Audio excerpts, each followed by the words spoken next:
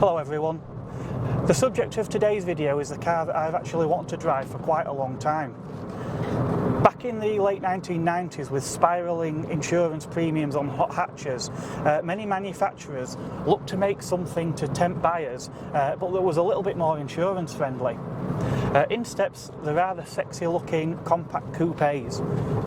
Coupes had of course been produced throughout the 1990s in a variety of different shapes and sizes, but in the compact ones, one of the first to do it in the 90s was Vauxhall with the Tigra.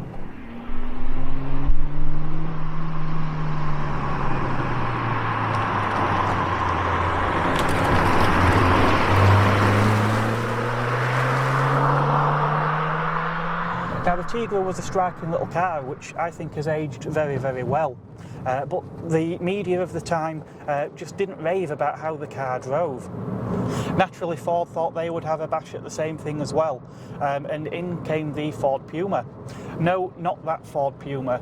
The modern Ford Puma, though based on a Fiesta, is actually an SUV, like pretty much everything else that seems to come out these days.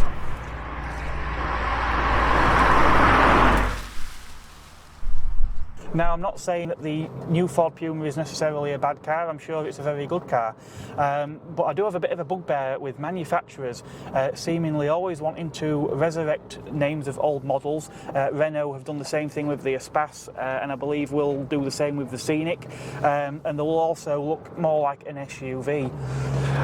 Let's just hope Ford never decide to resurrect the Ford Capri. What you really want to know about this car, of course, is how it drives. So is it just a Ford Fiesta dressed up for a night out on the tiles, or is it something that really will get the pulse racing? Well, let's find out.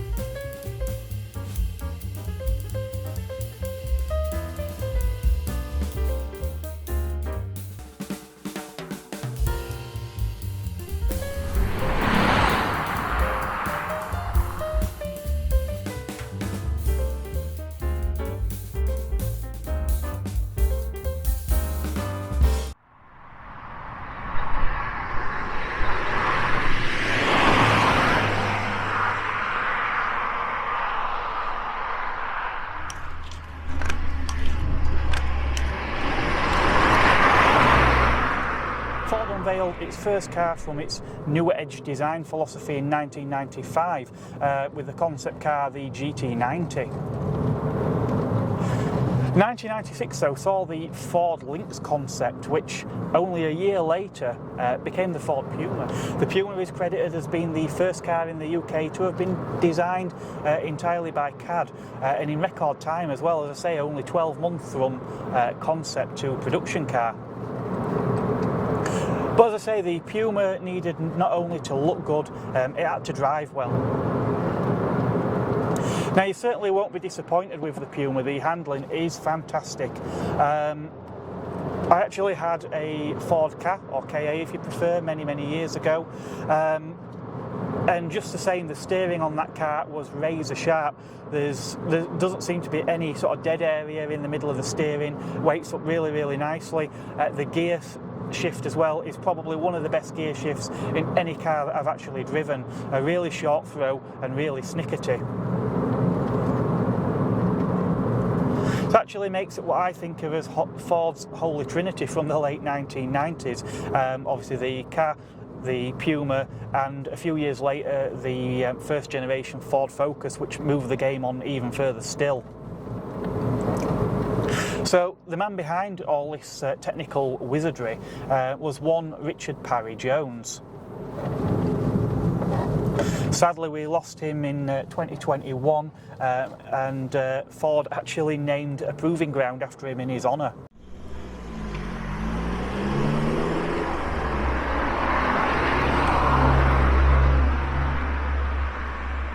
Now, Richard Parry Jones was a Welshman who, as a youngster, saw the RAC rally, and from that point on knew that he wanted to work in the automotive industry. And he had a very long distinguished career with Ford, overseeing many of Ford's cars and that of its subsidiaries. Manufacturers go to great lengths to test vehicles over many thousands of miles before they actually hit the road. But Richard Parry Jones devised what's become known as the 50-metre test, in that 50 metres should tell you everything you need to know about a car. And in the case of the Ford Puma, that really is the case, because it's one of those cars that from the moment you turn a wheel, you really do start to feel what the car is all about. By modern standards, this is actually a really compact car as well, so it's very easy to place. View out of the back of the car is sort of a narrow letterbox view, but generally out with the front and sides visibility is excellent.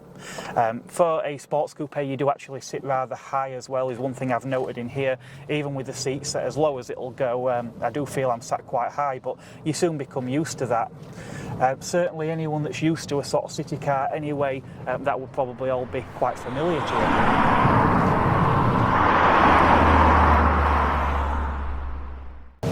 One downside I have in here of being sat quite high, I actually struggle to see the top of the speedometer without sort of bobbing my head down. It's actually something that I had the same problem in the car, which I had actually forgotten about from many years ago. But generally, the cabin in here is pretty good. As you would expect for a car from the late 1990s, there is a lot of hard plastic, such as on the dashboard, but everything does feel quite solid. I know some people say the switchgear feels quite cheap, but to be brutally honest, I don't think it feels bad at all, again, considering it is a car from the 1990s. Naturally, the dashboard is dressed up plenty with lots of silver bits, which sort of set the mood of things for the end of the 90s and well into the 2000s. We have got some rather nice white dials though, which I think are a really nice sporty addition. Again, something that was very popular at the time. All cars came with either a radio cassette or a radio CD player.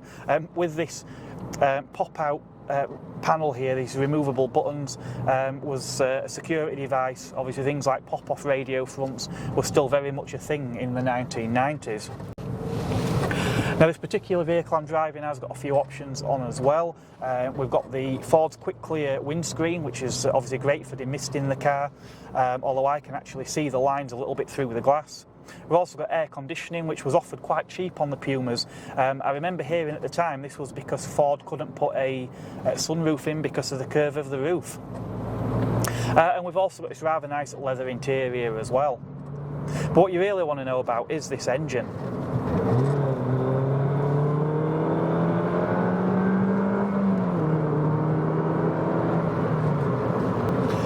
And this was another one of the big selling points of the Puma. Allied to a great chassis, pin-sharp steering and a rifle-like gear change, we actually had a rather good engine as well under here.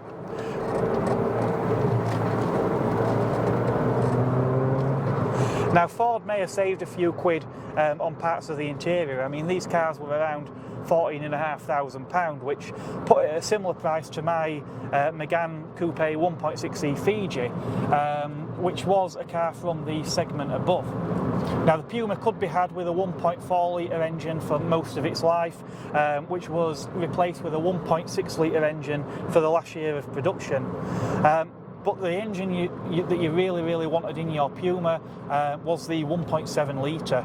Now the 1.7 litre engine only appeared in this particular model. I'm not aware of any other Ford or model or subsidiary of Ford that used this 1.7 litre engine, which is a shame because it's an absolute cracker.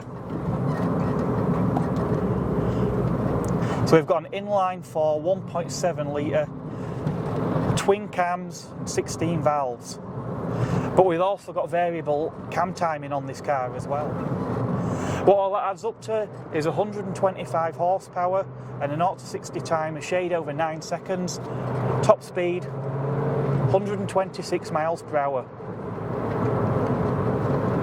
Now the engines were rough engine blocks were actually made in Spain, which were then sent off to Japan to Yamaha. Now Yamaha then give the engine its Nacosil coating. Nacosil was something that was used by Porsche in the 1970s on their race cars, such as the 917. The 917 obviously been the Porsche that featured in the Le Mans film starring Steve McQueen. The Yamaha then finished off the engine assembly and sent the engines back to Cologne in Germany to meet with the cars on the assembly line. It was obvious from the outset that these cars were probably going to be popular with young women, but Ford were quite keen to make sure that we knew that this was a car that was more than just cool for cats. The adverts for these cars actually featured the late Steve McQueen inserted into a Ford Puma, driving around the streets of San Francisco with obviously more than a few hints to the Bullitt movie which he starred in. But if Steve McQueen in the Puma still didn't make it cool enough for you and you wanted something a bit more, well, Ford answered that later on in production with the Racing Puma.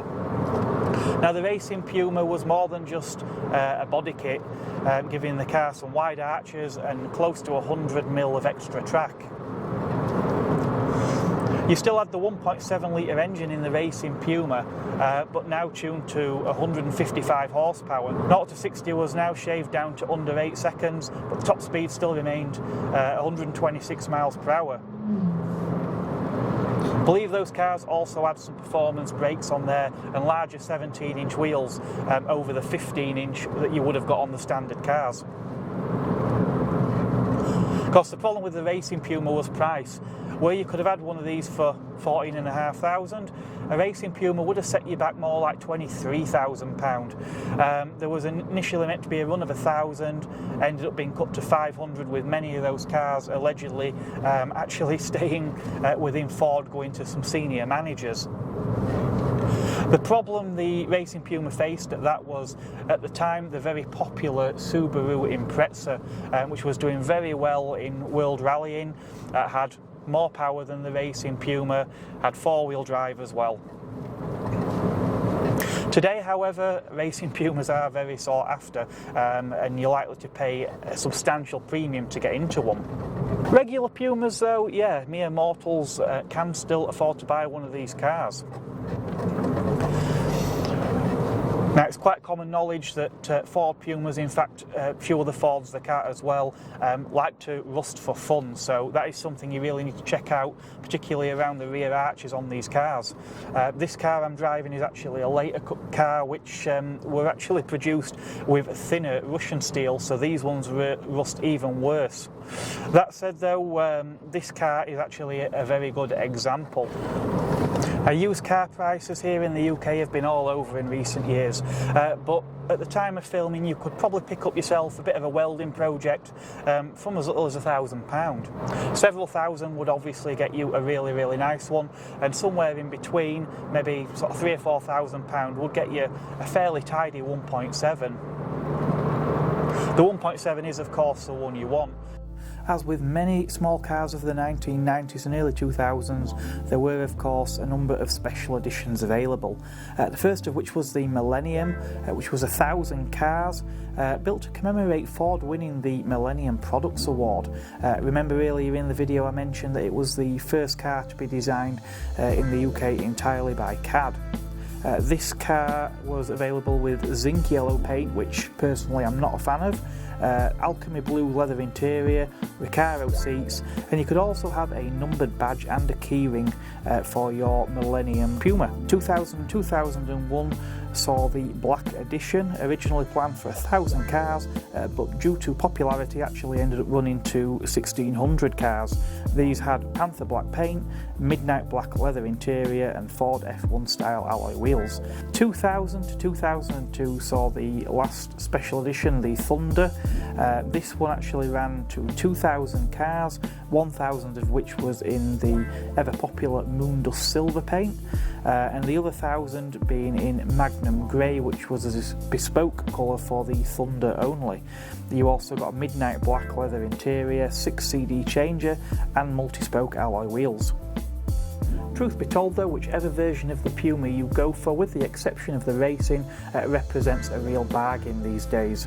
You guarantee the car that is great fun. I would of course advise you do hold out for that 1.7, as Paul, who's loaned me this car, did.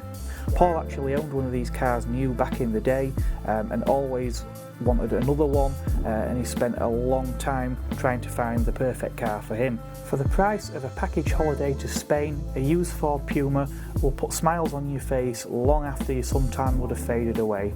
The original Ford Puma really could be the Fiesta for you. Thanks very much for watching. I'll catch you on the next one.